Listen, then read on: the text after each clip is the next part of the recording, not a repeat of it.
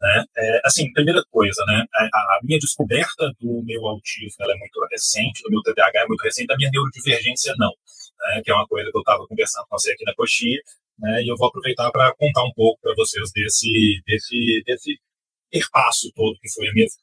Eu, desde pequeno, eu já era uma criança bastante sui generis, né? E na minha época, nos 80, a gente tinha muito menos, né, capacidade diagnóstica, muito menos acesso, a gente não sabia, né, de muita coisa e tal. Então, tinha naquela época a questão de, entre aspas, superdotação, né, o menino é superdotado. Por quê? Eu aprendi a ler sozinho e aí me pularam um ano que eu já sabia ler. E aí foram fazer os testes e tal, e aí falaram assim, não, ele tem condição de avançar mais, não sei o quê. E foram conversar com a minha mãe foi conversar com o meu pediatra, que eu tenho uma dívida de gratidão eterna com ele, e falou assim, gente, uma coisa é o menino conseguir fazer os exercícios da escola, outra coisa é a capacidade emocional dele, né? E muitas vezes isso é visto de uma forma muito única e isso acaba por prejudicar mais do que ajudar. Porque você põe a pessoa lá na frente, bitola a pessoa, ela não consegue ter inserção social, vai se sentir cada vez mais fechada e mais alijada daquele grupo e vai se fechando cada vez mais.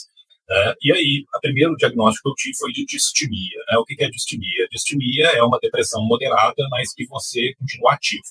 Né? Porque normalmente quando a gente fala em depressão, a gente imagina a pessoa na cama, perdendo peso, não consegue se alimentar, não consegue trabalhar, não consegue fazer nada.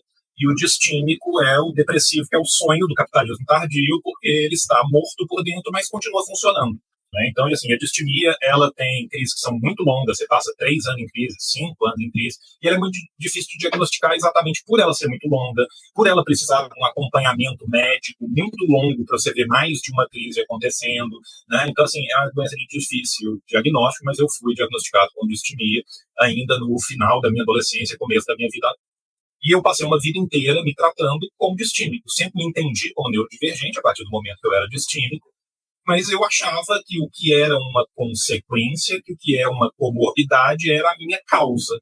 O que é o grande ganho qualitativo, o que é o grande pulo do gato de quem consegue buscar um diagnóstico, fechar um diagnóstico de qualidade e poder ter o tratamento. É você poder tratar a causa. Se você tem uma árvore que dá uma doença na folha, mas o problema é na raiz, você pode tratar a folha o resto da vida e você vai continuar tendo a doença.